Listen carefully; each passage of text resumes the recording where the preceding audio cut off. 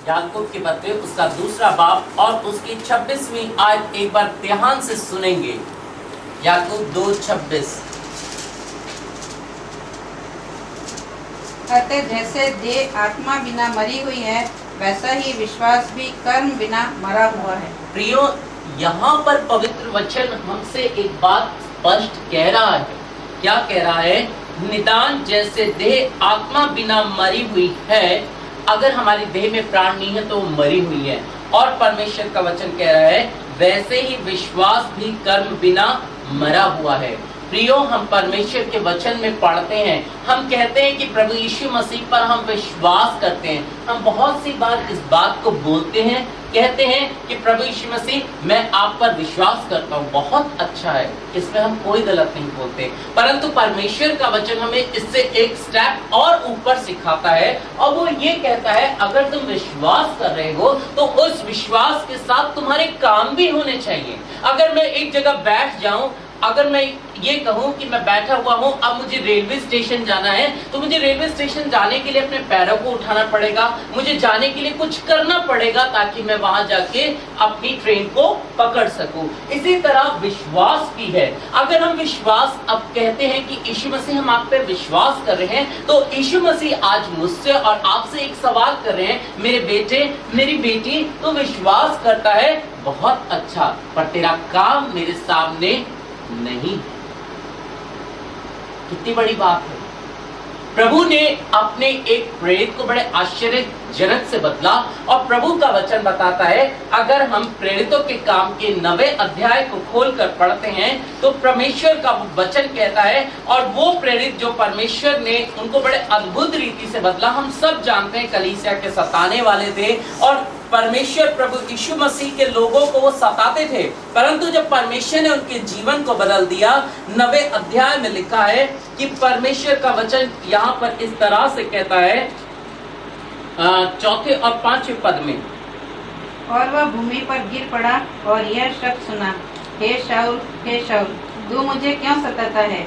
उसने पूछा, हे प्रभु तू कौन है?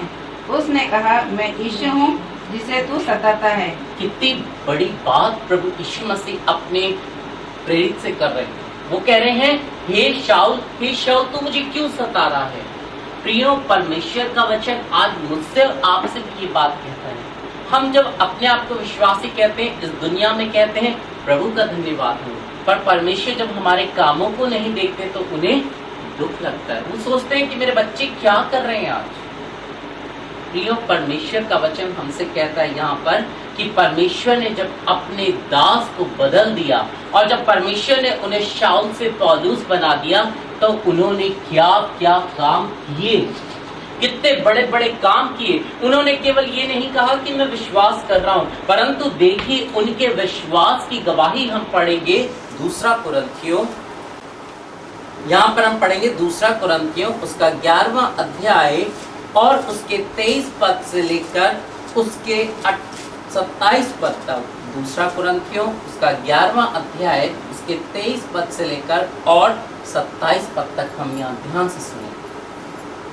क्या वे ही मसीह के सेवक हैं? मैं पागल के समान कहता हूँ, मैं उनसे बढ़कर हूँ।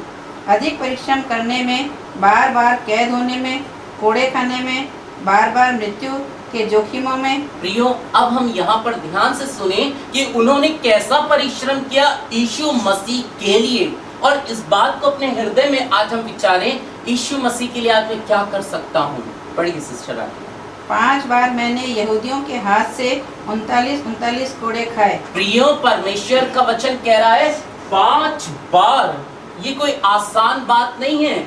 अगर इंसान की देह पर एक ही बार कोड़ा पड़ता है तो वो तिलमिला जाता है, परंतु यहाँ पर परमेश्वर का वचन कह रहा है उन्होंने 5 बार 39 कोड़े खाए।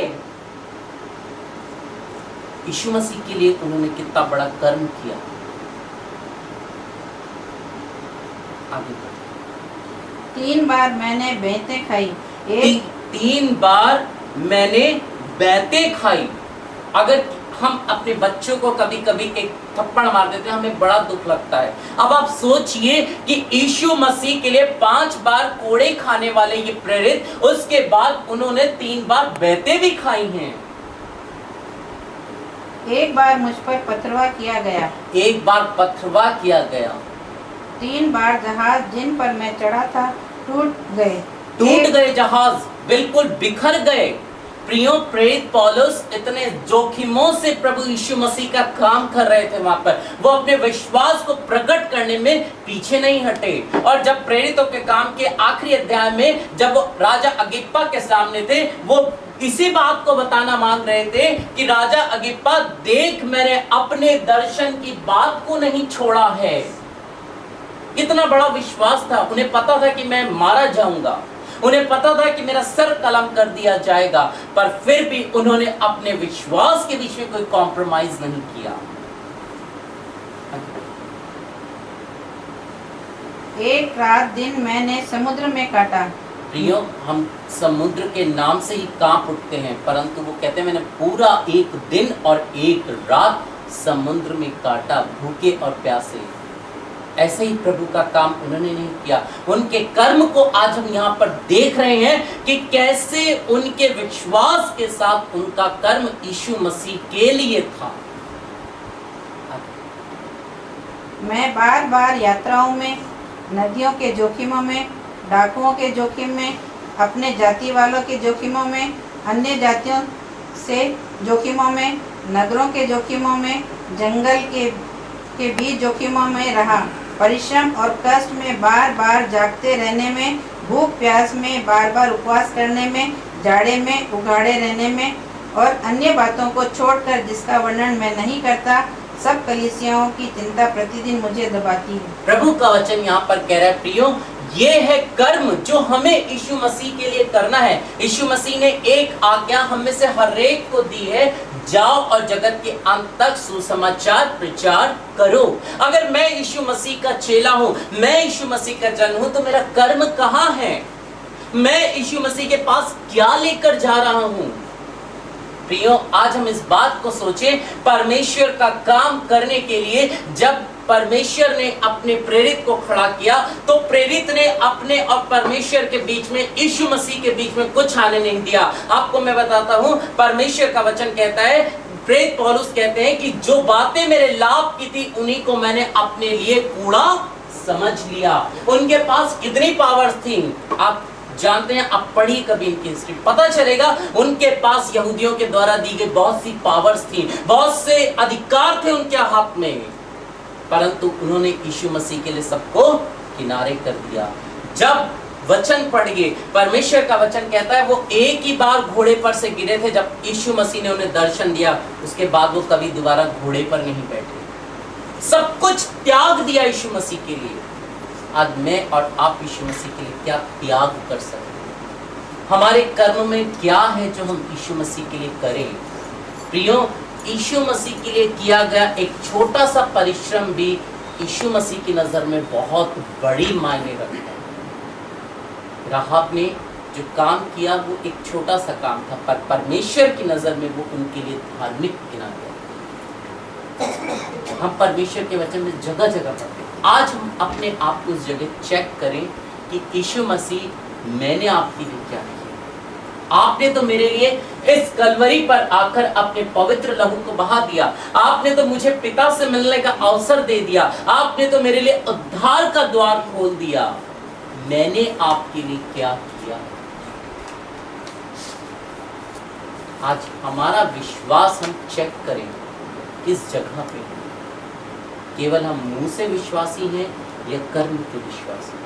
प्रियो, अच्छा है कि हम सब कर्म के विश्वासी बने, ताकि यीशु मसीह खुश हो, और यीशु मसीह के खुश होने से प्रभु यीशु मसीह के लोग यीशु मसीह के पास आए। परमेश्वर इस वचन के द्वारा हम सबको आशीष दें। सबसे पहले हम इस बात पे गौर किया, धन्यवाद भाई सबका जो पैसा में समझाया। हम यीशु मसीह को देखें, हम सब जानते हैं कि यीशु मसीह परमेश्वर के पुत्र थे। एक जगह वो कहते हैं ना, मैं चाहूँ तो अभी परमेश्वर से सेना की वो रेफरेंस निकल आएगी। हम जानते हैं यीशु मसीह परमेश्वर के पुत्र थे। क्या जरूरत थी उनको गांव-गांव जाके प्रचार करने की और वो करने की? वो यीशु मसीह के पुत्र थे। किसी भी चर्च के अंदर में मंदिर था यरूशलेम का, उसमें जाके बैठ जाते, उनको कौन मना करने वाला? बोलते भाई जिसको चंगाई चाहिए आ जाओ मेरे पास में, मैं देता हूँ यहाँ पर। लेकिन उनका कर्म देखिए, वो उन्होंने हर जगह यीशु मसीह ने या आए वो इसलिए थे सिखाने, मुझसे सीखो परमेश्वर क्या चाहते हैं। वो गाँव-गाँव क्यों गए? वो भी इसी के बढ़ जाते हैं। लोगों को बोलते हैं अभी आ जाओ, यही मंदिर के अंदर में पुराने ज़माने के अंदर में एक पर्व हुआ करता था, जिसके अंदर में यरूशलेम में जब यीशु मसीह जाते हैं घोड़े के ऊपर में सब बिछाते हैं ना, वो पर्व, तो उसमें सब इकट्ठा हो करते साल में एक बार, तो वही प्रीचिंग कर लेते हैं। लेकिन नहीं, उन्होंने कर्म किया और उन्होंने अपने चेलों को चुना 12, और उसके बाद से वो उन्होंने बोला कि कहीं बैठना मत बेटा, एक जगह कोई मतलब नहीं है बैठने से, काम करो, कर्म करो। और वही पद्धति जो है यीशु मसीह ने बनाई है, उसी पे आज मिनिस्ट्री भी चलती है, घर घर जाके या शहर शहर जाके यीशु मसीह का वचन का प्रीच करना, और यीशु मसीह ने जो कहा है वो लोगों को बताना। एक बार मुझसे क्वेश्चन किया था कि बहुत जन ने कि आप अन्य जाति में जाके क्यों प्रचार नहीं करते हो? मैंने कहा बाइबल अच्छी तरह पढ़ लो ना, यीशु मसीह ने कहा कि मैं यहूदी सिर्फ उधर यहूदियों में से ही है। अच्छी तरह पढ़ लीजिए आप। ऐसा नहीं कि हर किसी को अपन जाएं और हर किसी को प्रीच करें, हर किसी को काम करें, या पुराने में आपने पढ़ा हो तो अब्राहम को चुना था, उनको भी ये कहा था कि तेरा ही वंश कहलाएगा, तो हम उस वंश के हैं। और अंत में परमेश्वर ने कहा है अब्राहम से कि तेरे वंश को मैं समेट लूँगा, तो ये समेट रहे हैं, ये अपन को बता रहे हैं, ये अपने को देखना है और समझना है, ये अपने हाथ में है आज कि हमें यीशु मसीह, हम जाते थे हैं, पढ़ते हैं, चढ़ जाते हैं, सब सुनते हैं, सुनना ही है या उस पर चलना भी है। मत्ती 26:53 मत्ती 26:53 भाई। यहाँ पे परमेश्वर के वचन में लिखा है, क्या तू नहीं समझता कि मैं अपने पिता से विनती कर सकता हूँ और वह स्वर्गदूतों की 12 पलटन से अधिक मेरे पास अभी उपस्थित कर देगा? परंतु पवित्र शास्त्र की ये बातें कि ऐसा ही होना अवश्य है, क्यों कर पूरी हो। दूसरा राजा 6 अध्याय के अंदर में आप पढ़ेंगे, एलीशा नबी को परमेश्वर ने ये पावर दी थी कि उन्होंने 50,000 सैनिकों को मारना आया था, तो उनके लिए इनकी आंखें खोल दो परमेश्वर। वो अपने नबी के लिए ऐसा कर सकते हैं, लेकिन अपने बेटे के लिए उन्होंने, यीशु मसीह खुद क्या बोलते हैं, कर सकते हैं वो ऐसा, लेकिन मेरे को नहीं भेजा गया, मुझे भेजा गया है क्योंकि मैं छुटकारा दिलाऊं लोगों को, मैं उनके लिए दुख समूह लिखा हुआ है, मुझे उठाना है, मुझे करना है, काम करना है मुझे यीशु मसीह का। मेरा पिता, आप पढ़ते हैं अपन, वो भी लिखा है यूहन्ना 5, मेरा पिता किसान है, अब तक काम करता है। क्यों? क्योंकि हम काम नहीं करते।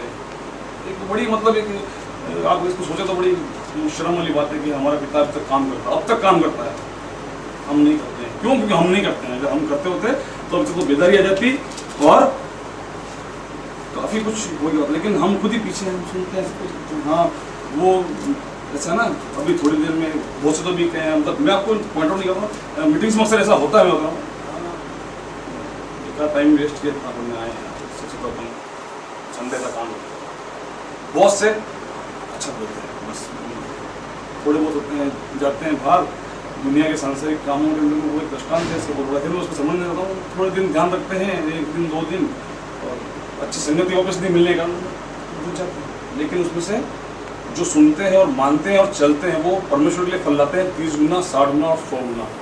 तो हमको सिर्फ सुनना ही नहीं है, वचन को चलना भी है उसको।